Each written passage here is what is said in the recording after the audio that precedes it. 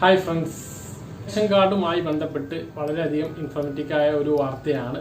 എല്ലാവരും ശ്രദ്ധിക്കേണ്ട ഒരു കാര്യമാണ്.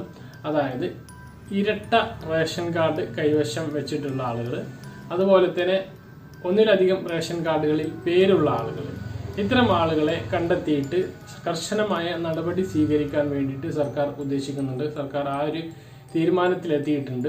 അപ്പം അത്തരം ആളുകളുണ്ടെങ്കിൽ ഇപ്പോൾ തന്നെ അത് പോയിട്ട് അത് ക്ലിയർ ചെയ്യുക. നിങ്ങൾ ഇരട്ട റേഷൻ കാർഡ് നിങ്ങളുടെ കയ്യിലുണ്ടെങ്കിൽ ഒന്ന് ക്യാൻസൽ ചെയ്യുക.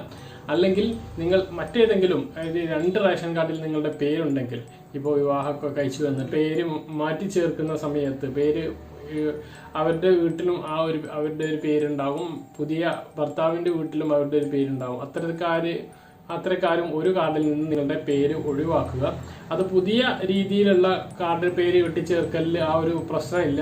കാരണം ഒരാളെ പേര് ഒരു കാർഡിൽ ചേർക്കണമെങ്കിൽ മറ്റുള്ള അയാൾ ഉള്ള റേഷൻ കാർഡും കൂടി കൊണ്ടുപോകേണ്ടതുണ്ട്.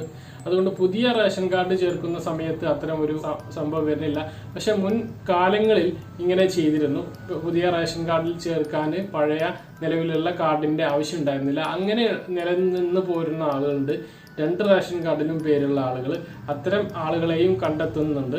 അപ്പോൾ നമ്മൾ ആധാറുമായി ലിങ്ക് ചെയ്തുകൊണ്ട് ഇതൊക്കെ കണ്ടുപിടിക്കാൻ പെട്ടെന്നുണ്ട്.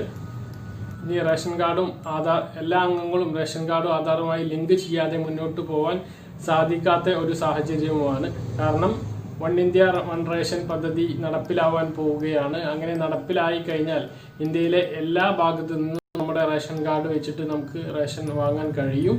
അപ്പോൾ അതിനൊക്കെ ഒരു മുന്നോടിയായിട്ടാണ് ഇത്തരത്തിലുള്ള ഇരട്ട റേഷൻ കാർഡ് കൈവശം വെച്ചിട്ടുള്ള ആളുകളെയൊക്കെ കണ്ടെത്തി ഒഴിവാക്കുന്നത്. അതുപോലെ തന്നെ അനധികൃതമായിട്ട് മുൻഗണനാ ലിസ്റ്റിൽ ഉൾപ്പെട്ട ആളുകളെയും കണ്ടെത്തിയിട്ട് ഒഴിവാക്കുന്നുണ്ട്. അത്തരം ഒരുപാട് ആളുകളെ കഴിഞ്ഞ മാസങ്ങളിൽ ഒഴിവാക്കി ആ ഒരു ഭാഗത്തേക്ക് ഒരു സ്ഥാനത്ത് 28,000-ഓളം ആളുകളെ പുതിയ മുൻഗണനാ ലിസ്റ്റിൽ ഉൾപ്പെടുത്തിയിട്ടുണ്ടായിരുന്നു. അത്തരം ഒരു അവസരം ഇനിയും ഉണ്ടാകും. അതിനെക്കുറിച്ചിട്ടുള്ള വീഡിയോകളൊക്കെ വരുന്നുണ്ട്. അപ്പോൾ ഇതാണ് ഇതിൽ പറയാനുള്ളത്. ഇരട്ട റേഷൻ കാർഡ് കൈവശം വെച്ചിട്ടുള്ള ആളുകൾ, അതല്ലെങ്കിൽ ഒന്നിൽ കൂടുതൽ റേഷൻ കാർഡിൽ പേരുള്ള ആളുകൾ, ഇത്തരം ആളുകളൊക്കെ റേഷൻ കാർഡിൽ നിന്ന് അത് ഒന്ന് ഒഴിവാക്കിയിട്ട് ഈ ഭാഗം ക്ലിയർ ചെയ്യുക. അതുപോലെ തന്നെ റേഷൻ കാർഡ് ആധാറുമായിട്ട് ലിങ്ക് ചെയ്യുക. പറഞ്ഞ കാര്യങ്ങൾ വ്യക്തമായിട്ട് മനസ്സിലാക്കാൻ വരുന്നു. ഇതുപോലുള്ള ഇൻഫോർമേറ്റീവായ വീഡിയോകളിലേക്ക് ലഭിക്കാൻ ചാനൽ സബ്സ്ക്രൈബ് ചെയ്യുക, ബെല്ലൈക്കൺ എനേബിൾ ചെയ്ത് വെക്കുക. മറ്റൊരു വീഡിയോ വീണ്ടും കാണാൻ. ബൈ.